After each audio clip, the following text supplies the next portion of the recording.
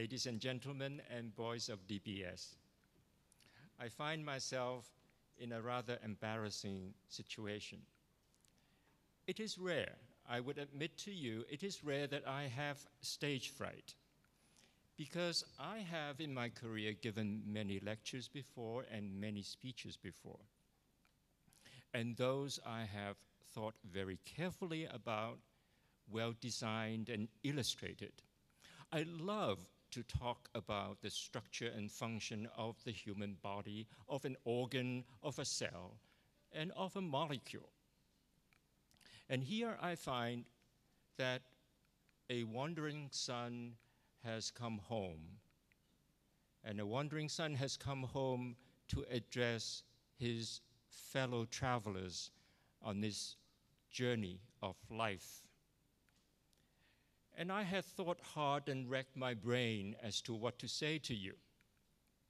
And I decided to do a brave thing, that I would just allow myself to speak. I did, however, scribble something down. So here on this paper, I say, thank the headmaster, the teachers, and DBS boys. Read 1963. But before that, let me tell you a little bit about the journey of life ahead of you, because I have traveled a little farther away, reminding you that both you and I, across generations, are actually on the same path. When I travel, I am acutely aware that my past and my future are very close to me. And as I said to Mr. Raymond Tam, that if you and all of you look closely, you would be aware that your past and your future are not too far from you. We look back, and most of us mock our ancestors and say, gosh, how foolish or how crude you guys are. Not remembering the value of history that we must bear in mind. For those who do not understand the past would never realize why they are here and will never able to predict the future. And therefore, as we move along, there are certain almost basic rules about traveling. First, as the African nomadic tribe, the Maasai, would say, if you want to get there quickly, go alone. If you want to go far, then we should travel together. And the first rule in traveling is you should take good care of your traveling companions. Your teachers, your fellow travelers, can only point to the right direction, but they cannot do the traveling for you. Of course, this traveling is metaphorical. It is also roaming and growth of your mind, and let your imagination and your curiosity go forth together with you. So let me tell you some personal lessons that I have learned along the way. I have, like you, passed through DBS and had a wonderful time, which I will refer back to in my note when I say read 1963. I became a doctor, became a researcher and scientist, and became a teacher. And throughout my journey, I have learned much from my teachers, but also from my students. They have kept me on my toes. They have really made me study to make sure that I keep abreast of them. And I have learned a great deal from my patients that I took care of. Unfortunately, in my career, there were many patients who did not make it and who died. And there were young ones, there were middle-aged ones, there are older ones. And I have been very honest and sincere and frank with my patients. So I would, for example, let us call Mr. Smith. Mr. Smith has terminal cancer, and I would sit down with him and say, well, Mr. Smith, you know, things are not going well. I don't think we're going to make it. And Mr. Smith would be moved and touched by my honesty and sincerity and would open up and conduct a wonderful conversation with me. And it is a privilege to be a doctor. It's almost like being a priest, that your patient would pour out the inner secrets, the fears and hopes of their lives to you. But what I want to say to you is, I always ask my patients, what are the most happy things that you have done with your life? And what are the regrets of your life? And let's talk about the latter. Almost invariably, the patient would tell me that they did not do the things they love. And this love can be human relationship, that they have not reconciled with one of their friends, their spouse, a member of the family. But talking about one's career, most of them would say, I did not do what I love to do. And if I can turn back the time clock, I would have become a doctor or a writer or a musician playing the cello. These are men and women who are revered by society. They are rich, they are famous, they are powerful politically, and yet on their deathbeds, they admitted to me that they are unhappy because they did not follow their heart. So in traveling, you need also to know that sometimes in order to go forward, that you need to go sideways or even backward a few steps. And Robert Frost, the American poet, in his poem, and I don't think I can recite in his exact words, he said, I will say this with a sigh wherever, from ages and ages to come, that two roads diverge at the end of a wood, and I took the one less traveled, and that made all the difference. Why do I say so? Because there is a danger for all of you to conform, for all of you to follow a prescribed way for you to travel. You may say by this, gosh, this guy, Samping Lee, talks like a mystic. He comes and metaphorically refers to my learning as traveling. But so let me be realistic and ask you, why do you go to school? To learn, and that's the perfect answer. And if I ask your graduates and ask your parents, what are their expectations of you going to school? And you really want to know what the answer might be? Some parents will tell me, gosh, I work hard to make sure that my son goes to a good school like DBS so that they can take exams and score high and go to good universities and then get good jobs with a good pay so that they can afford a flat, an apartment, and they would meet a good girl hopefully I approve and get married and have children. And what do you expect that your children, when they're born, to be enrolled with a good CV to kindergarten and then go to a good school such as DBS, grow up and produce children, and so on and so forth. And if that is the purpose of your coming here, I would describe the future as rather grim. I would hope that if you follow this path, that you fill this journey with your own passion, with your own intellectual curiosity, with that path that you discover and create for yourself. It is also the journey and not the destination that makes your life interesting. Ever heard of the story of the Wizard of Oz?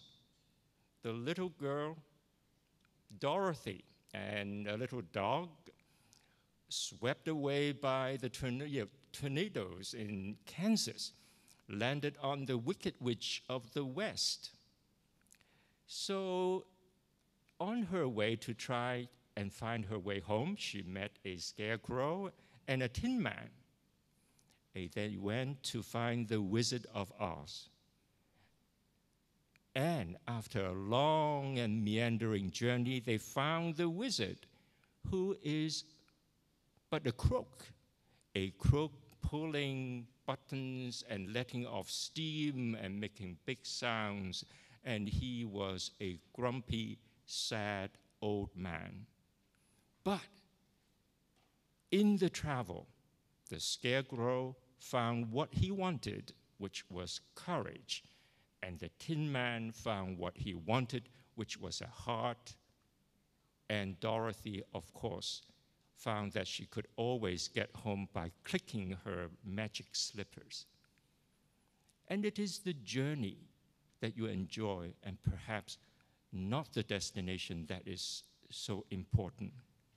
What I want to tell you is, in fact, if you create your path, the act of traveling, the act of the journey would change both the destination and the traveler, yourself.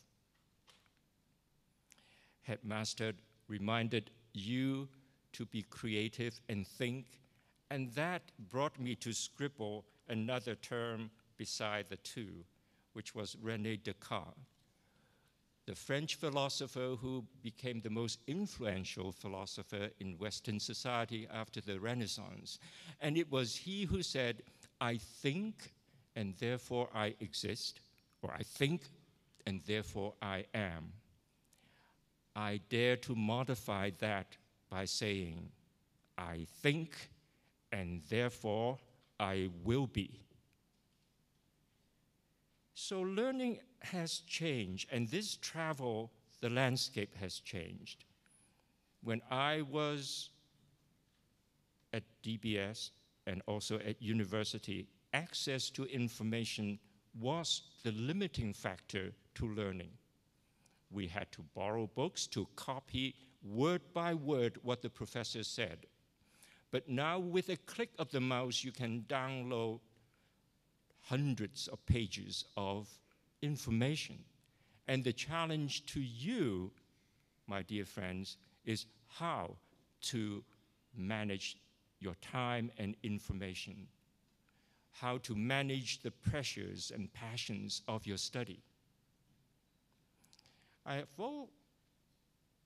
have told this story more than once, that a fisherman on his return from fishing met a hungry man.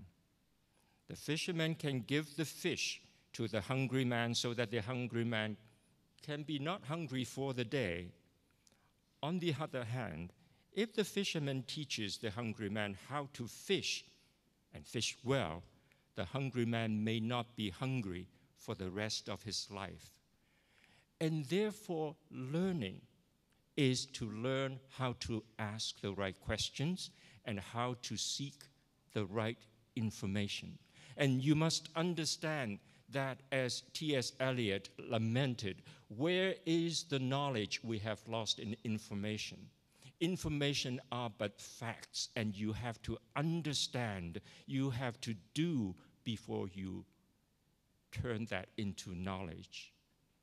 And Eliot also said, what is the wisdom that we have lost in knowledge? And boys, that is a tough call. How do you get wise? You make mistakes, you fail, and you learn from your mistakes, and that is how you get to be wise. And you will fail because you cannot go through life without failure. Failure is a prerequisite for success. If you're so afraid of failing that you do not do anything, you are failure by default. Michael Jordan, a basketball player who is probably, in my opinion, one of the best who played the game, said the following: you miss the shot 100% of those you did not take. You see, 20 years from now, you will be disappointed by the things that you have not done here, now, today, than by the things that you did do. And there are skills and values that I hope you would also take in as you learn, because these are not just factual information you acquire either from your teachers or from books, but how to use this in an interpersonal level with your friends, with the community, and how to sustain a sense of value that you are also but a species roaming this planet we call Earth. So in summary, I would like you to consider that in moving forward, you follow your heart, you keep your humility, you keep your passion, that you are not inhibited by the fear of failing.